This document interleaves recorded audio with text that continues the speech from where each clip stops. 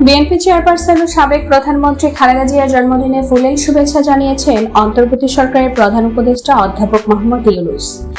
আজ শুক্রবার বিকেলে অধ্যাপক ইউনূসের পক্ষ থেকে পাঠানো একটি ফুলের তোড়া গুলশানে বিএনপি চেয়ারপারসনের বাসভবন ফিরোজায় পৌঁছে দেওয়া হয়।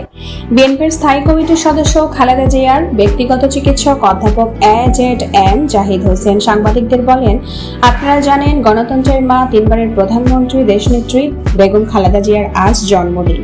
তিনি নিজে কোনো অনুষ্ঠান পালন করেন না, তবে দলীয়ভাবে সারা দেশে মিলাদ ও দোয়ার আয়োজন চলছে।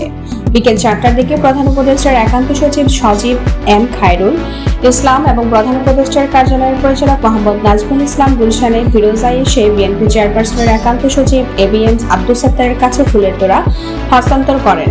এই সময় বিএনপির নির্বাহী কমিটির সদস্য বেলায়েত হোসেন, মিডিয়া সেলের সদস্য সাইরুল কবির খান এবং চেয়ারপারসনের ব্যক্তিগত উইংয়ের কর্মকর্তা মাসুদ রহমান উপস্থিত ছিলেন।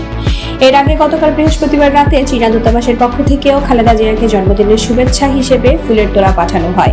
বিএনপির প্রেস উইং জানিয়েছে, খালেদা জিয়ার জন্ম 1945 সালের 15ই আগস্ট দিনাজপুরে।